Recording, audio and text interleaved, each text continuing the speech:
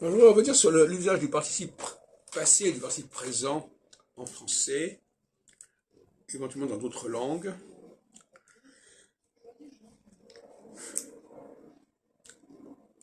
Il y a des erreurs qui sont commises à ce niveau-là.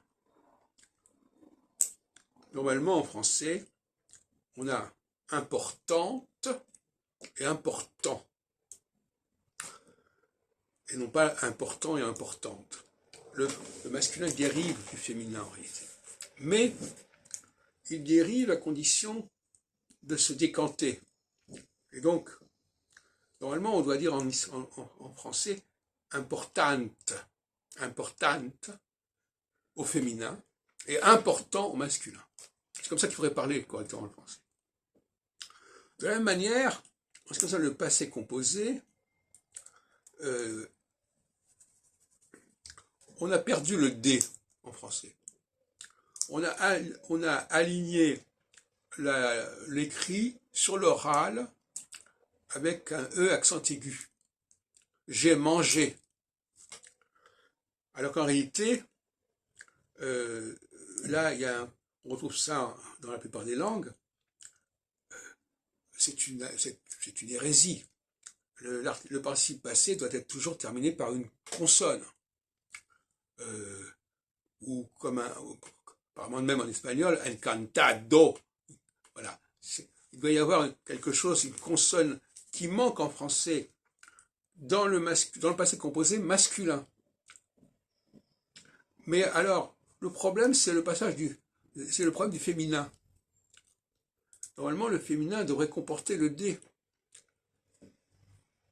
Par exemple, aimer. Être aimé. En espagnol, on va dire amado, amado. En italien, amato, etc. En français, on dit aimer. Alors, pour marquer le féminin, on ajoute un E à aimer. Alors qu'il faudrait dire émed, émed. Émed, avec un E qui fait prononcer le D au féminin, et au masculin, le D ne se prononce pas. Et à ce moment-là, on doit mettre un accent. En réalité, on passe d'abord du féminin au masculin, une fois de plus. La grande règle que je pose, qui me paraît à mon apport important, c'est que ça passe du féminin au masculin. Et ça, il faudrait le corriger largement dans les descriptions des langues. Le féminin au masculin, ça veut dire on passe d'un état basique, qui est le féminin, à un état supérieur, qui est le masculin, et qui est un état plus sophistiqué, plus élaboré, plus construit, comme le fait de passer de importante à important. La diphtongue n'est pas acceptable au féminin. La diphtongue est réservée au masculin. Là aussi, on confond. Quand on confond un certain nombre de choses au niveau du genre grammatical, on se rapproche d'une confusion au niveau du genre, au niveau anthropologique, si on peut dire.